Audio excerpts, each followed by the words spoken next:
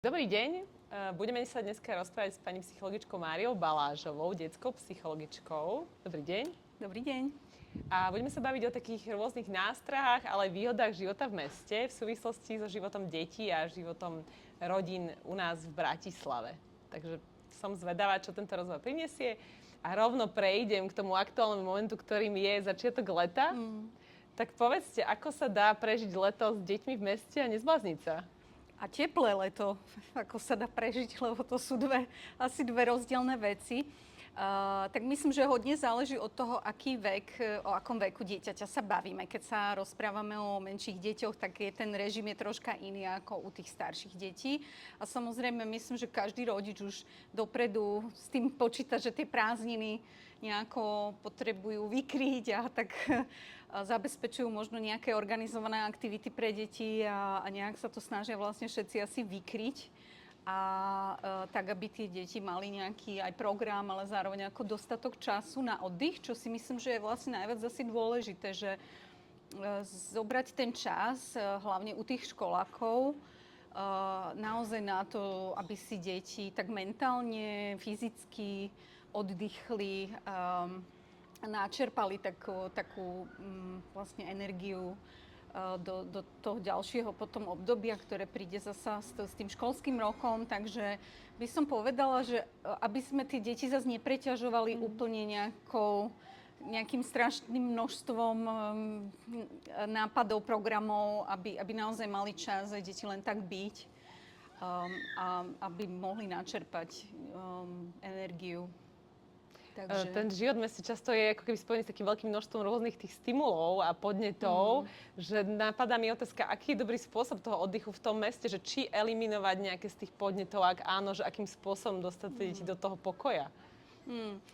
To je dobrá otázka a tiež s tým tak nejak ako zápasím, že ako vybalancovať ten čas aktivít a ten čas vlastne nejakého takého oddychu. Myslím, že aj v tomto teple, ktoré vlastne teraz aj tak zažívame, tak je dobre možno, že to rozdeliť, že si dať ráno vlastne niečo také viacej outdoorové, viacej byť vonku a možno, že cez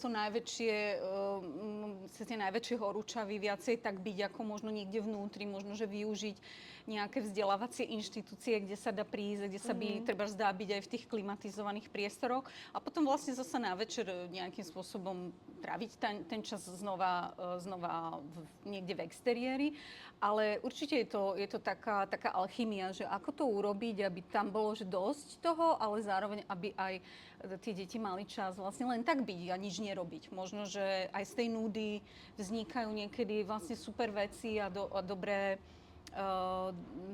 nejaké, nepoviem aktivity, hej, ale že tie deti naozaj v tej možno núde niekedy môžu nájsť aj oni sami nejaký impuls potom vnútri, že čo by som tak chcel robiť, alebo čo by ma bavilo.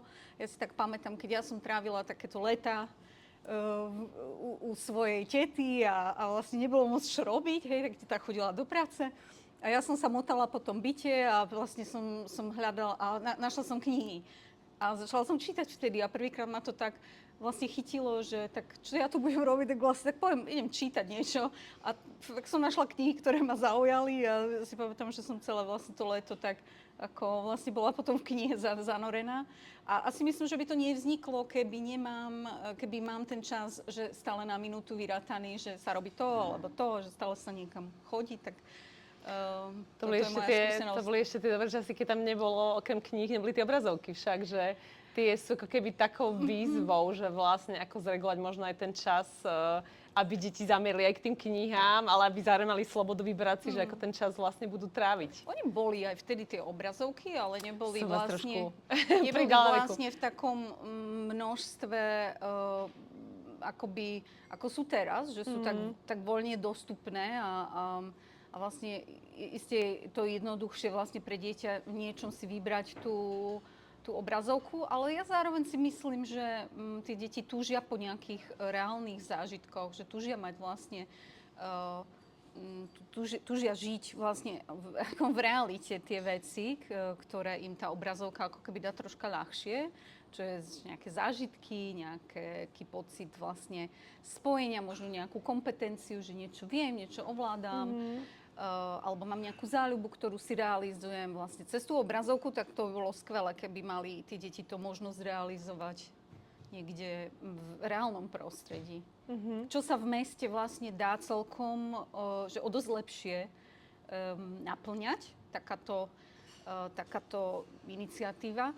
Takže v tom má mesto možno, že troška väčšiu výhodu, ako možno nejaké prostredie, kde tých podnetov nie je tak veľa. Vy ste vlastne aj začali teraz, dobre ste mi nahrali, ten život detí a rodín v tých mestách alebo mladých ľudí má svoje špecifika aj výhody a nevýhody. A dá sa povedať, že má isté iné parametre, ako povedzme život detí v nejakom, povedzme, prírodnejšom, dedinskejšom prostredí. On sa to dneska rozlieva, samozrejme, ale že či, povedzme, je tam vplyv toho mesta v niečom zásadnejší, je dobre si to uvedomiť, keď to porovnáme, povedzme, s deťmi, ktoré žijú naozaj niekde v regióne, možno v menších mestečkách, dedinkách. Určite tam rozdiel je zásadný. Ja myslím, že to má takto ako aj výhody, aj nevýhody nejaké, že ten život v meste a život niekde v takom možno, že menšom meste alebo možno, že na dedine, tak možno tie výhody toho mestského života sú také pre deti, že tu je viacej možno príležitostí práve na nejakú organizovanú aktivitu. Že tí rodičia s tými deťmi môžu naozaj zažívať tie rôzne prostredia, ale aj také, že rôzne sociálne situácie môžu tie deti zažiť. Môže byť také obohacujúce, že sa v meste stretnete rôzne skupiny ľudí, od proste až, by som povedala, etnicky, až cez vekové kategórie rôzne a vlastne to spolužitie nejakým spôsobom je také viacej zmixovanejšie. A myslím, že to je taká hlavná výhoda, že ako viacej tej stimulácie tam je, aj také tej dobrej, také vzdelávacej nejakej, povedzme si, ale aj takého akoby aj kultúrneho vyžitia, možno, že aj takých, že športových nejakých možností. No a ako je nevýhoda, môže byť tá prestimulovanosť, ktorú vy ste spomínala, že je to vlastne prostredie, kde naozaj niekedy to treba troška brať v úvahu, že aby tie deti neboli neustále zavalené zase nejakými aktivitami. Takže tá prestimulovanosť je tu taká ľahšia v tom meste, vlastne všetkými tými možnými podnetmi, jednak aj tou dopravou, aj tým hlúkom, aj tým smogom vlastne vizuálnym, ktorý vlastne akože všade na nás vlastne pôsobí. Takže v tomto je to také, možno tie deti majú v meste menej toho kontaktu s prírodou a s takou akoby jednoduchosťou vlastne tých podnetov, čiže to zasa majú výhodu tie deti žijúce vlastne viacej mimo mesta, že tam ten ich kontakt s prírodou je prirodzenejší a možno, že ešte majú menej toho organizovaného času, lebo vlastne je to bezpečnejšie, treba to prostredie a nemusíte tak riešiť vlastne každodenný ten život, tak v tom také akoby zásadné nejaké rozdiely sú a čo si myslím, že pre deti v meste vlastne presne sa znižuje ten čas, kedy oni majú tie aktivity vlastne takéto zorganizované, hej? Že tak ideme tam a stále niečo, že tam je stále nejaký plán, ale tam sa znižuje ten čas vlastne toho neštrukturovaného času, v ktorom si myslím, že možno, že môžu niekedy vznikať vlastne práve také tie akoby dobré veci. Hej? Takže a deti to potrebujú vlastne. Deti potrebujú takú neorganizovanú hru, spontánnu. A to zase sme vlastne v oblasti toho, že ako vlastne zabezpečím deťom to prostredie tak, aby vlastne oni mohli sa niekde takto hrať, takto stretnúť. Áno, k tomu sa ešte dostaneme v ďalších fázach, ale z toho, ako vás počúvam, mi vychádza, že taký ideál tých prázdnin bol, že deti, ktoré žijú možno viac v tom dedinskejšom prostredí, by na to leto šli do toho mesta. Tie mestské na tú dedinu, ako kedysi k tej babičke, že vlastne ako keby zažívať tie rôzne prostredia, lebo asi to aj pomáha nejakej väčšej flexibilite potom. Treba brať vlastne mladých ľudí. Sesternice a bratrancov a deti vašich súrodencov do mesta, keď žijete v meste. A taký výmenný pobyt vlastne. Presne. Áno, že si to vlastne vystriedajú deti. Radi chodia električkami, autobusmi, hej, tie, ktoré vlastne nimi nikdy nechodia. A tam sa učíme nejaké zručnosti, nejaké dôležité veci pre náš život. Takže myslím si, že to by sa dalo dobre vykombinovať. Vidím taký nový biznis plán. Hej. Ale sme tu vlastne za Metropolitný inštitút Bratislavy a teda on má jeden z tých programov, je Mesto pre deti a tam je viacero tém, ku ktorým sa dostaneme. Ale ako prvá vec mi napadá tá veľká téma pohybu detí. Áno. A práve ako keby aj v lete je možno príležitosť trénovať takú nejakú samostatnosť. Tak kedy je ten správny čas pre tie deti, že už je fajn začať alebo podporiť tú ich samostatnosť, či už v pohybe alebo nejakej tej sebaobsluhy? No, akoby dôležité je podľa mňa si pomenovať, že prečo vlastne, hej? Že prečo máme vlastne vôbec podporovať tú samostatnosť alebo nejakú mobilitu tých detí samostatnú v meste. Myslím, že tam často tak preváži také akoby to, že vnímanie toho rizika tými rodičmi oproti tomu, že aké výhody vlastne to má, že čo sa to dieťa učí, že ono naozaj sa môže učiť veľa veľmi dôležitých zručností pre seba, že od nejakej priestorovej orientácie, cez vlastne také, že akoby riešenie problémov alebo problem solving, zručnosti, že si niečo nájsť, nejako si to naplánovať, že plánovanie, že ako sa dostanem z jedného bodu do druhého, že to veľmi vlastne cibri akoby našu schopnosť samostatnej existencie a sa tej samostatnosti vlastne v tom našom živote a buduje to samozrejme aj rôzne ďalšie akoby sociálne zručnosti, hej, aj emočnú reguláciu, lebo ja keď sa pustím vlastne mestom, tak potrebujem sa troška ako upratať, hej, potrebujem troška ako v sebe držať nejaké tie impulzy. Nemôžem sa vydať hneď na prvú, vlastne, na prvý autobus, ktorý stretnem, hej, že potrebujem sa troška vlastne upokojiť, troška to, hej, v sebe ustáť. A čiže to sú také akoby nejaké možno, že prečo vlastne. A potom máme, že ako na to, hej? A kedy je taká, ako podľa mňa tretia otázka, že je to veľmi individuálne zasa, lebo rôzne deti, nedá sa povedať nejaký vek, kedy, hej, že teraz už by som pustila, lebo fakt je to, že kde je tá škola trebárs, do ktorej sa mám dostať? Je na druhom konci mesta, alebo je v rámci sídliska, na ktorom bývam, alebo už som niekedy išla s tým dieťaťom.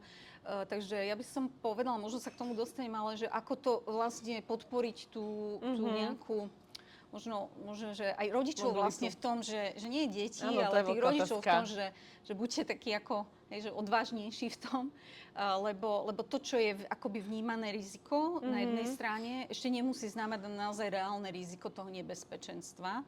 Myslím si, že dnešní rodičia sú dosť takí ako opatrní, čo tiež zasa môže súvisieť s nejakými novými stereotypmi ohľadne rodičovstva, že vlastne, že sme takí ako keby, že ten dobrý rodič je ten rodič, ktorý akoby neustále ako veľmi dozerá na to dieťa. No, stále tam je. Je tam stále, je ako tá kamera, ktorá neustále sleduje to dieťa a troška s tým bojujeme, hej, že... A je na toto nejaký recept dobrý, lebo vlastne veľakrát to rodičovstvo je práca so našimi vlastnými strachmi, čiže to je síce obrovská ako keby časť psychológie, povedzme, hej, možno, že to nie sme teraz, nemáme toľko času, ale nejak v skrátke, že ako keby kedysi aj sám ako rodič vnútorne vyhodnotiť, že je to OK, že je to tu bezpečné, to dieťa, dám mu tú šancu, podporím ho v tom, uvidím, hej, lebo vlastne, aby sme to dieťa my vedeli podporiť ako rodičia, najprv musíme v sebe nájsť tú odvahu, hej, a to možno sebavedomie, ten pokoj. Čiže vlastne ako vždy to začína tými rodičmi. Áno, a mnoho z toho možno naozaj sú také nánosy nejaké, z nejakého mediálneho prílišného ruchu, šumu, ktorým sme zavalení, že vlastne my vnímame cez tie médiá len tie ako... skôr také tie negatívne správy, veľké veci, ktoré sa udejú, hej, že vám nikto nebude hovoriť, že v novinách, že dieťa prešlo úspešne ako z domu do školy, hej, že, ale vidíte to, že keď sa niečo stane. Čiže trocha treba aj s tým pracovať, že áno, že naozaj je to reálne to riziko v tej mojej štvrti, alebo tam, kde ja sa pohybujem, alebo je to niečo, čo ja vnímam skrz akoby vplyvy zvonku a teda, ako podporiť vlastne tie deti, aj tých rodičov v tom, myslím, že je to dobré urobiť to tak postupne, že naozaj neísť z bodu A do bodu Z hneď ako a že chcem, ako aby to dieťa išlo samé, hej. Ale naozaj veľmi postupne začať s takou transformáciou a že pomaličky najprv to dieťa treba sprevádzať niekoľkokrát, ísť si trasu, proste prejsť si, nechať ho povedať vám, že tak ako by si ako išiel, hej, alebo ho tak ako, hej, že a čo by si robil, keby sa stala taká situácia, takáto situácia, že troška ho vlastne tak ako klásť otázky, ako už dáva ten návod. Áno, a ho pekne tak ako naviesť tomu, že on má v sebe ten zdroj toho, aby si vedel poradiť, aby si vedel pomôcť. Naozaj, že treba podľa mňa učiť deti vlastne reagovať na tie bežné veci na ulici, že samozrejme, že učiť ich reagovať na nejakú signalizáciu svetelnú, ale zároveň ich aj učiť, že pozri sa, že treba sa pozrieť na tú cestu, odkiaľ ide auto, hej, že či sa hýbe, nehýbe, hej, nevždy tie svetlá sú ako keby hej, 100% takisto. Potom druhá vec je, že ako treba ľudia v tej doprave sa pohybujú, akoby vodiči, že to preplnené treba v meste viac ako. Takže ja by som išla na to vlastne postupne s tým, že naozaj aj ten rodič si môže to tak overiť, hej, spolu s tým dieťaťom, že tak nechám viacej rozhodovať to dieťa v tom, že ho naučím vlastne, ako si má, ja neviem, kúpiť lístok, označiť si ho, hej, proste ako ktorými smermi vlastne ideme, ktorými nejdeme a tak ďalej. Čiže nejakým spôsobom ho tým previesť a určite začínať nejakým ako keby menšími úsekmi. Hej? Že nemusíš ísť proste celú cestu, ale tak ja pôjdem s tebou po tú prvú križovatku a odtiaľ to už prejdeš sám. A potom vlastne zasa to môžeme zväčšovať tú vzdialenosť. Mne sa páčil ten nápad, keď ste minule hovorila o tom, že aby si tie deti mohli kúpiť ten nanúk v tom najbližšom. Čiže presne, že ideme to dieťa napríklad proste, pošlem ho do najbližšieho obchodu, hej, a môžeme tam ísť najprv spolu, ale to dieťa vedie troška, hej, nech same zaplatí, nech proste si to naloží do vozíka a tak ďalej. A potom môže na budúcej same vlastne do toho obchodu. A naozaj v tom sa buduje vlastne ten pocit, akoby, že ja to zvládnem, tej kompetencie, čo je strašne dôležité pre deti, že ja to vlastne zvládam sám, že ja som niečo, mne sa to proste podarilo, hej, ja som bol trebárs užitočný a doniesol som mamine nejaký nákup, hej, že to si myslím, že je veľmi pre deti dôležité toto. Takže by som ich to v tom podporovala. A v dnešnej dobe možno, že je viacej ľudí, ktorí uvažujú akoby treba s tou školou tak, že dajú deti do vzdialenej školy. Hej? Tam je to už troška náročnejšie to na takú ako možno logistiku. Ale teda takisto si myslím, že to dá nejakým spôsobom predĺžovať vlastne tá cesta toho dieťaťa alebo aj akoby do tej školy. Čiže je to také postupné vlastne privykanie, hej, že ako keby taká hra, hej, že prechádzate vlastne tie levely a to dieťa sa s tým oboznamuje a zase určite ja na tých malých deťoch aj svojich pozorujem, že oni vlastne veľmi chcú všetko robiť sami a že asi keď to obdobie nestratíme a necháme ich niektoré veci samozrejme tie bezpečné skúšať, tak oni vlastne nestrácajú úplne ten záujem. Teda neviem, čo bude v puberte, lebo ešte nemám pubertálne deti, ale jednoducho v tom veku akože toho vlastne nízkeho veku, nejakého predškolského alebo proste prvé ročníky, že tí deti veľmi vlastne chcú všetko robiť sami a majú tú odvahu v sebe a tú chuť ísť do toho vlastne. Ale začali ste aj hovoriť o tom pohybe, alebo teda o tej doprave a to je ďalšia z tém, ktorej sa vlastne venuje v MEME, v MIBE.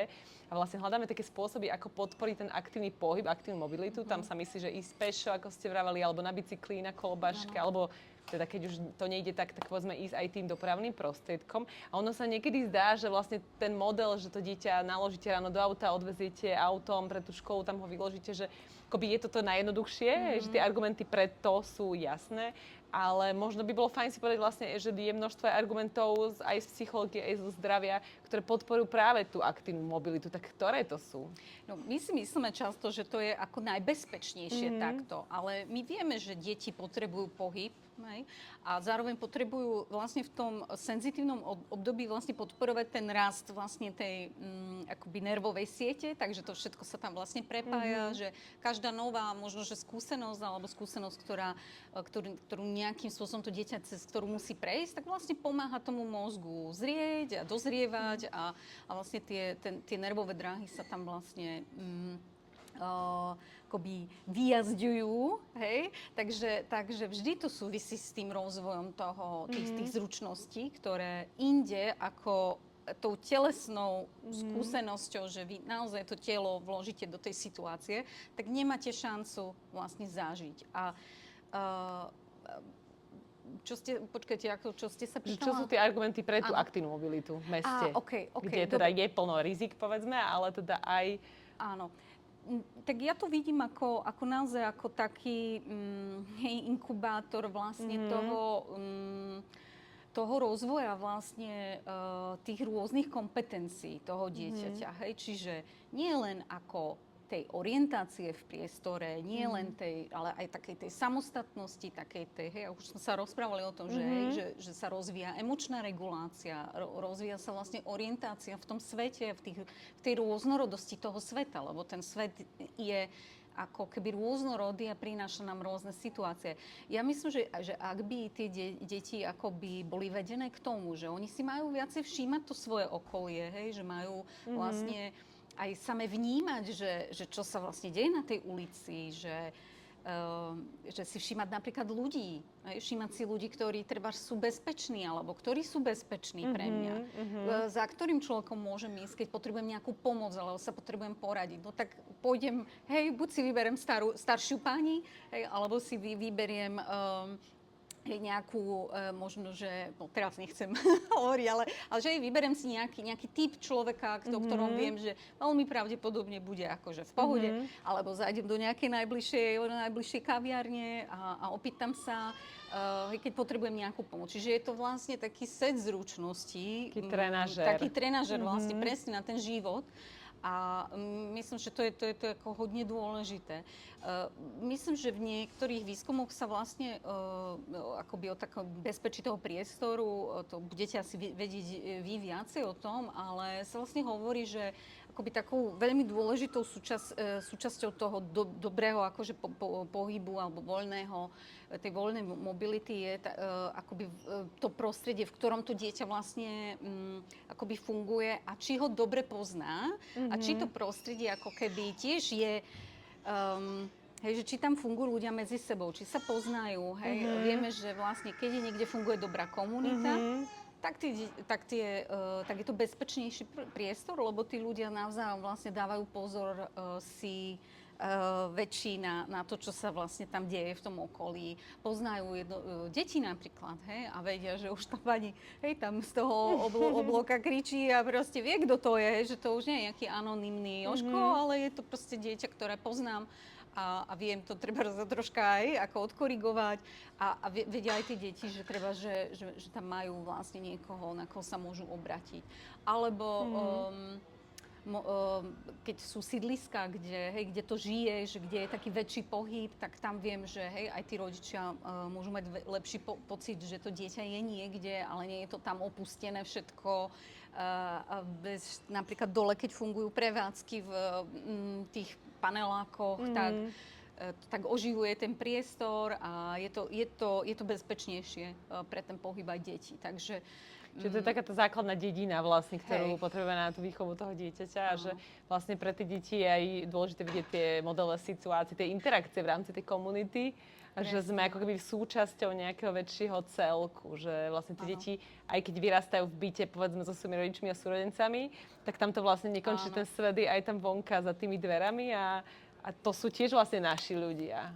Áno, ale to, čo sa vlastne v tom meste stráca, čo je taká akoby tá nevýhoda, že sa to troška tak akoby zatomizovalo viacej do tej rodinnej jednotky, tak to môže nahradiť tá širšia komunita.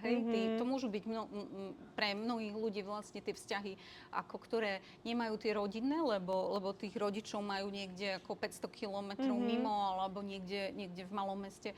A tam sa vlastne nejakým spôsobom ukáže, že je dôležitý ten sociálny kruh, v ktorom nejakým spôsobom sme ukotvení a zakorenení. Takže a deti sa vlastne tam učia tie dôležité sociálne zručnosti. Vychádzať s rôznymi ľuďmi v rôznych situáciách. Že vlastne chce to ako keby aj dávku času venovať tomu, že môcť a vedieť sa pristaviť pri tých ľuďoch vonku, že áno. No áno, lebo akoby za mňa je to vlastne také zjednodušenie si troška tej situácie, že tak ja teda ťa naložím, odveziem, ale to vystavenie ako deti tým rôznym situáciám, to chce naše zapojenie, našu nejakú aktívnu angažovanosť v tom, že ja s tým dieťaťom budem vlastne ako mu vysvetľovať, budem s ním o tom komunikovať, čiže pre mňa, ja môžem teda si tam to dieťa stále nakladať a vykladať ho pred školou, ale vlastne od čoho pripravujem tým. Mne tu príde ešte taká veľká téma bezpečia, o ktorom hovoríme. Áno. A ono za mňa má viacero rovín, že na jednej strane je to niečo, čo vnímame intuitívne, ale zároveň ako keby to bezpečie má aj také objektívne parametre, že ako by ste ho vy možno definovali sama pre seba alebo pre tie deti, vlastne ako ich učiť o tom bezpečí, že kedy to bezpečné je, alebo ako majú si zvedomiť ten svoj pocit, že OK, teraz sa cítim takto, to preto, lebo je to tu bezpečné a teraz sa cítim takto, lebo možno niečo ma tu zneisťuje a viem s tým pracovať takto. Ja viem, že to je veľká téma, ale nedá mi neopýtať sa to. Ani neviem, či by som vedela možno, že úplne striktne na to odpovedať, rozumiem. ale presne je to hodne taká kombinácia, že takého, akoby aj na, že určitých objektívnych nejakých akoby parametrov, ale zároveň aj takého vnútorného pocitu nejakého, že, alebo takej intuície, že že tak, teda, že čo to sú tie veci, ktoré ma znepokojujú, keď ja niekde ako idem v autobuse a teraz zrazu sa tam udeje nejaká situácia, z ktorej by som trebárs, mal to navnímať, že trebárs potrebujem z toho odísť, alebo sa prikmotriť niekomu, kto by ma mohol nejakým spôsobom tam ochrániť, lebo ja si myslím, že veľa tých vecí sa deje trebárs v tej MHD, ale je to na jednej strane zaujímavé vlastne to sledovať, ten život, že ako rôzne sa to vlastne šli, ako tam tí ľudia ako spolu komunikujú a majú rôzne svoje potreby, čiže neviem, ale môžem si to ešte premyslieť a môžeme sa k tomu potom vrátiť, lebo to je zaujímavá otázka, že ako to podporiť vlastne. Takže... A každý to aj troška inak máme akoby na takej tej individuálnej úrovni, že čo nás znepokojuje, čo je pre nás napríklad, že no-go, nejaká zóna, alebo čo nám je už ako nepríjemné individuálne, čo pre nás treba je ako prestúpenie nejakej osobnej zóny, ktorá trebárs je už pre nás moc. Aj to máme tak, ako si myslím, veľmi individuálne. Že vlastne veľmi to závisí aj od tej senzitivity, vášho vnímania alebo tej nervovej sústavy, že ktoré tie podnety zachytíte a vôbec sa nimi váš mozog vlastne zaoberá, že niekoho mozog sa nimi nezaoberá. Dá sa povedať, že ono v meste veľmi závisí aj tá bezpečnosť od toho spolunažívania, od toho vzájomného rešpektu a nejakej tolerancie. A veľa ako keby snažíme sa tú bezpečnosť v meste pre deti aj neformulovať, ale ovplyvňovať, formovať povedzme rôznymi prvkami, že prvkami upokojovania dopravy, ktorá môže tie auta trošičku spomaliť alebo zvýrazniť tú pozornosť tých šoférov, že veľa je to vlastne o tomto, aby tí jednotliví účastníci tej dopravy proste o sebe vedeli a ako keby reagovali na seba navzájom. A stále tak rozmýšľame, ako keby ako osloviť tých šoférov, že ako pomôcť tej ich vnímavosti, lebo vieme, že všetci sa ponáhľame stále, stále musíme byť niekde na nejakom inom mieste. Ale čo pomáha správať sa možno bezpečne na tých cestách, že či už ste šofér, alebo ste proste iný účastník dopravy. Aký odkaz by ste dali, povedzme, tým účastníčkam? No tým, že úplne akoby výskum je možno, že to, že čo tú našu pozornosť vlastne pripúta, alebo čo tú našu pozornosť tak zahlcuje. Ja si myslím, že určite máte pravdu, že je to tá doba, aj, že vlastne ste povedali, že všetci sa niekam ponáhľame, že no to je taká otázka, že či je to ako, že či sa naozaj tak musíme ponáhľať, že či nám to vlastne za to stojí, že niekde o 40 sekúnd som ako skôr ako a že či to akoby stojí za to riziko. Tak možno ja by som len apelovala vlastne na ľudí, že aby vlastne by si boli možno troška vedomi toho, že naozaj to ako nie stojí za ten nejaký zmárený život alebo zdravie. Hej, niekde dôjsť o 36 sekúnd akože skôr ako by som tam bol, hej. A zvlášť vlastne presne v okoliach, kde sú školy, kde ja si to tak ako všímam, že tí vodiči niekedy vlastne tak letia z tú križovatku, že vlastne akoby nerátali s tým, že tam sa môže stať situácia, ktorá akoby ktorá vybočí z toho, nejakého zaužívaného settingu, že áno, je tam červená a niekto si ju treba môže nevšimnúť, alebo dieťa proste vybehne, alebo niečo, že v tej chvíli vlastne akoby sa preramcúváva všetko, celý ten kontext. A taká situácia sa môže stať proste, tak si myslím, že je to dôležité akoby sa troška tak upokojiť a ukludniť sa, ako predtým, jak si sadnete do toho auta a naozaj to brať s takou väčšou pokorou. No, ale neviem, či moje Slovane v tomto dojdu na to správne miesto, bodaj by, no. Rozumiem. V Metropolnej časti Bratislavy v meste pre deti máme veľa takých rôznych aktivít a chcem sa s vami o nich porozprávať, že jeden zo spôsobov, ako sa snažíme aj deti namotivovať alebo rodiny, aby chodili možno pešo do školy, pokiaľ teda ju majú v tej nejakej tej dobrej dostupnosti, lebo vlastne aj z výskumu, ktoré sme robili, zistili, že okolo 95% detí má tú vlastne svoju najbližšiu spádovú školu v nejakej pešej dostupnosti tých 15 minút, čo je akože dosť dobré, že to dieťa je schopné vlastne ráno prejsť. No a snažíme sa robiť rôzne typy intervencií. Jedna z nich je, že je tzv. Peší bus alebo peší autobus, že deti vlastne idú spoločne do školy pešo. Je tam nejaký zber tých detí z jednotlivých zastávok, teda z tých ich domovov. A je tam nejaký zodpovedný dospelý, ktorý ich sprevádza. A teda stáva sa nám aj taká situácia, že aj deti v autách, ktoré to vidia, tak sú tým ako keby oslovené a chcú sa toho zúčastniť, chcú vystúpiť a ísť vlastne s nimi. Že prečo pre deti je vlastne takáto spoločná cesta napríklad do školy taká veľmi dôležitá? No, tá aktivita je úplne úžasná, mne sa veľmi páči, lebo vlastne ona podporuje takú akoby pocit takej sociálnej začlenenosti a pocit toho, že ja vlastne niekam patrím a že robíme spoločnú vec. Hej? A to je presne to, že deti vlastne oni potrebujú toto cítiť, potrebujú byť súčasťou niečoho, čo ich presahuje nejakým spôsobom a potrebujú vlastne cítiť, ten kamarát šaft vlastne a oni radi vlastne trávia čas s tými rovesníkmi. Čiže toto je taká skvelá príležitosť, presne, že sa vám vlastne len ukázalo, že tá potreba tam je, ale len jej treba dať akoby reálnu možnosť vlastne na to naplnenie. Hej? Čiže si dieťa vyberie, ako vystúpiť z auta a ísť peši busom, tak vlastne vám hovorí, že že ja proste, že tá cesta pre mňa nie je len ako cesta, hej, akože do práce alebo do školy, ale že pre mňa je to príležitosť vlastne na spojenie sa s druhými ľuďmi. A toto vlastne akým spôsobom v nich akoby zabíjame tak trochu, keď ich vlastne rozvážame v tom aute, lebo oni naozaj môžu prebrať akože veľmi dôležité veci po tej ceste. Aj to, že či majú všetky domáce úlohy napríklad spravené, keď ich nemajú, tak si ich rýchlo dopíšu. Áno. Čiže ako je to naozaj o tomto, viacej o tom, spoločnom nejakom vlastne, že mať príležitosť vlastne mať ten spoločný čas a spoločný vlastne aj zážitok.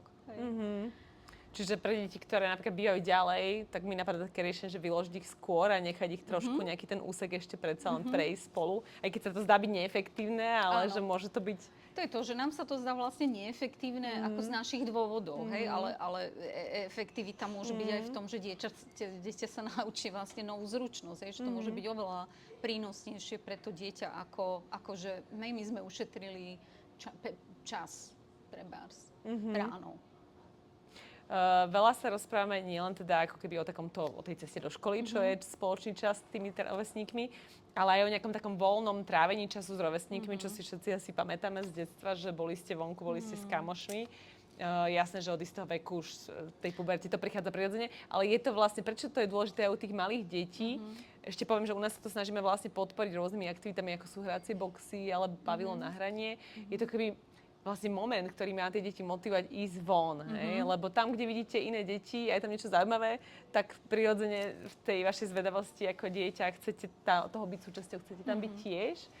Čiže sú tam vlastne dve otázky za mňa, že prečo takýto voľný čas, voľná hra, nazvime to, je vlastne pre mozog tých rozvíjajúcich sa malých ľudí dôležitá. No ja myslím, že troška v tom máme takú aj takú nostalgiu, že toto my sme zažili a bolo to dobré.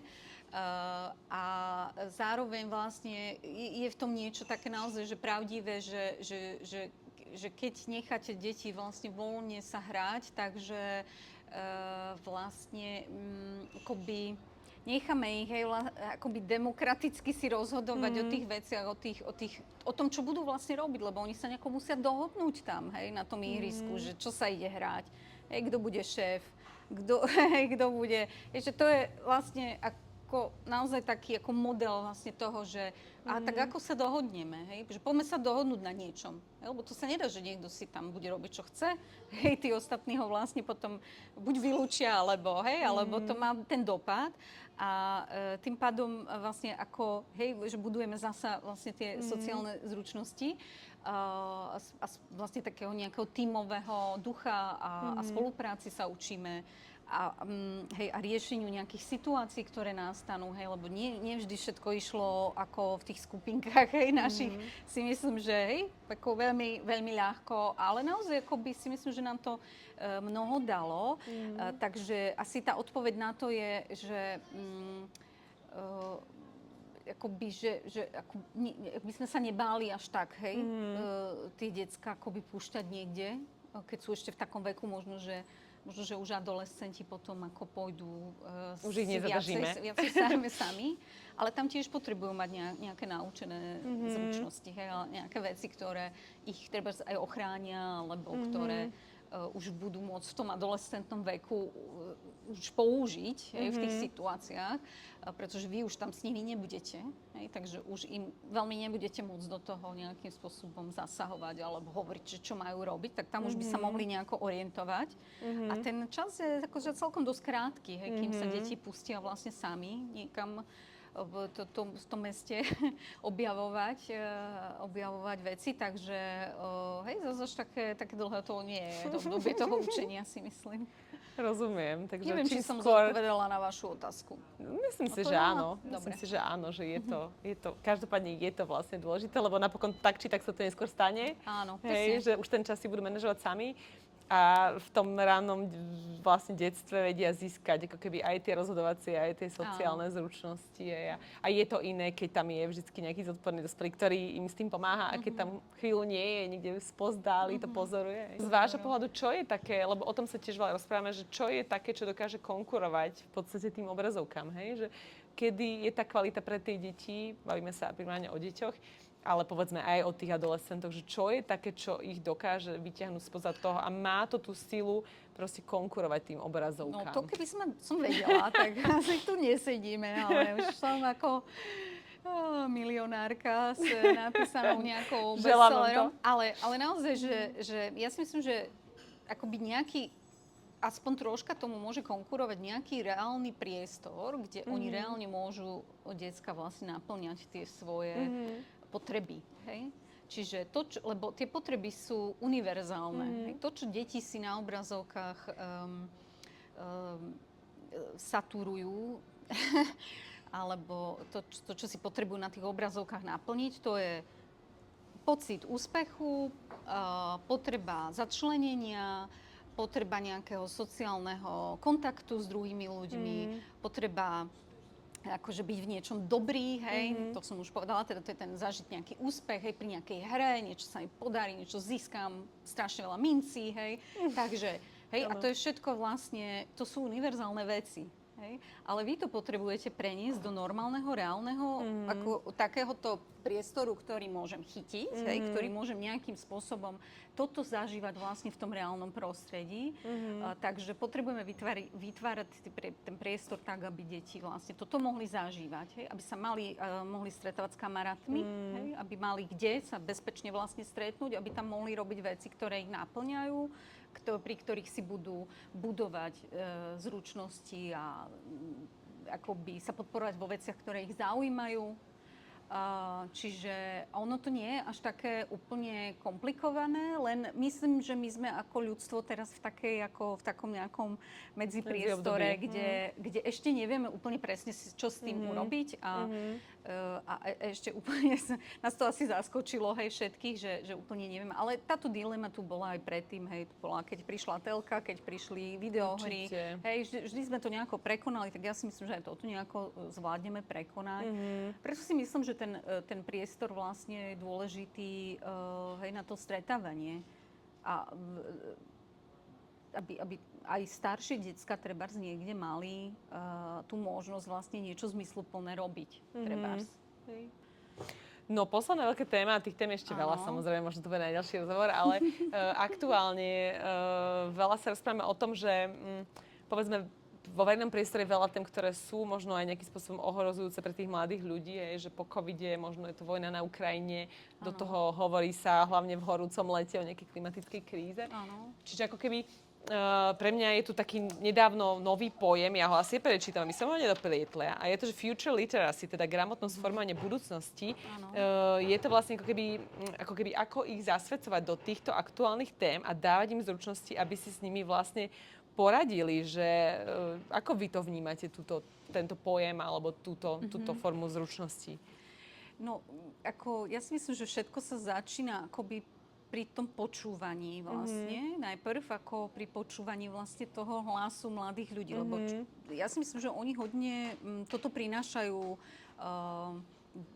do toho akoby, do tej nejakej verejného diskurzu, že akoby sa cítia nevypočutí a že to, že ich ako keby videnie sveta alebo ich problémy ako keby tých dospelákov nejak veľmi nezaujímali a že vlastne z nich sa stanú ako keby za veľmi akoby krátku dobu dospelí, ktorí akoby nabehnú do toho istého systému. Hej? Čiže a ten hlas je ako veľmi unikátny, lebo si myslím, že to, že akoby adolescenti, tínedžeri, že sú alebo mladí ľudia celkovo, že sú ešte nezaťažení vlastne tak ako keby stereotypným vnímaním, majú možno, že vlastne taký akože svieži vlastne pohľad na svet, na problémy a na to, čo vlastne akože pozorujú vlastne ten svet vlastne z takej unikátnej perspektívy, tak myslím, že vlastne je to škoda o to prichádzať, hej, že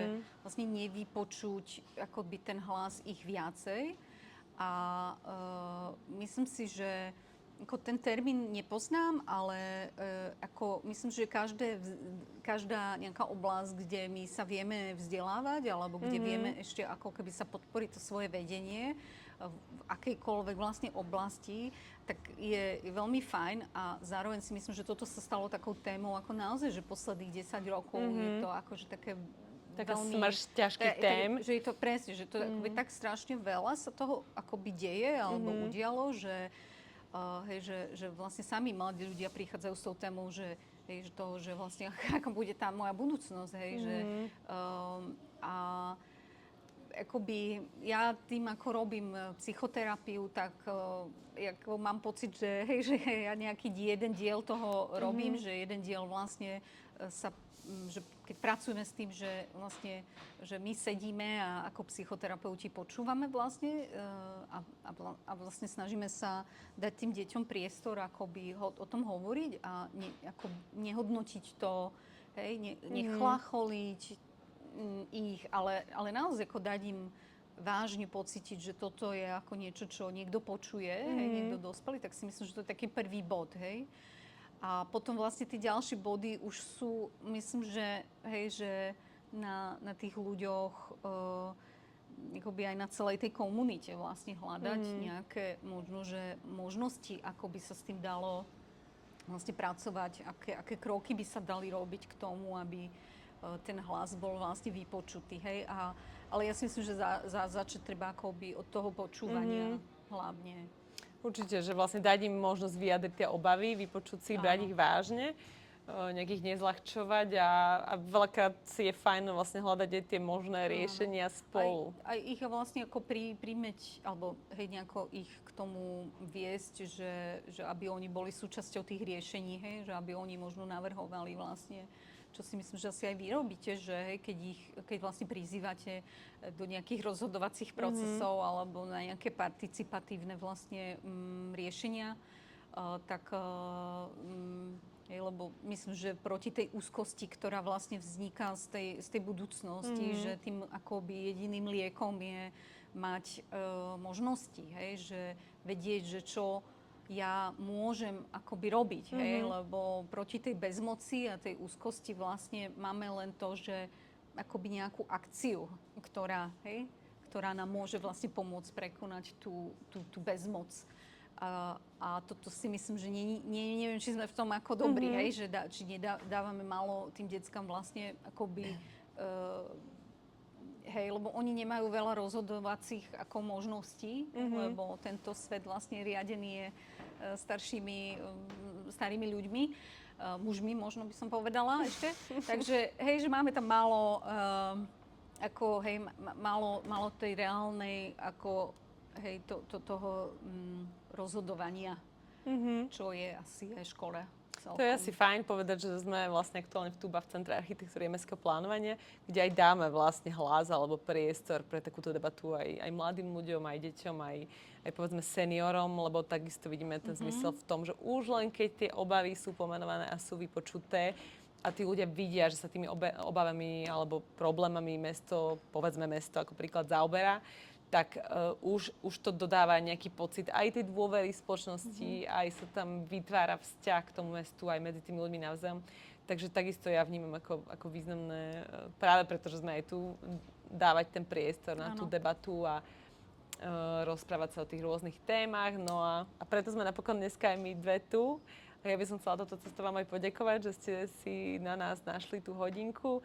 Zaželať vám pekné leto a takisto aj všetkým ľuďom, ktorí pozerajú tento rozhovor, aby to leto bolo o tom oddychu, možno o získaní nových tých kompetencií, ale aj o tej príprave zase na to, čo príde a využiť ten čas na ten skutočný relax aspoň v nejakej miere.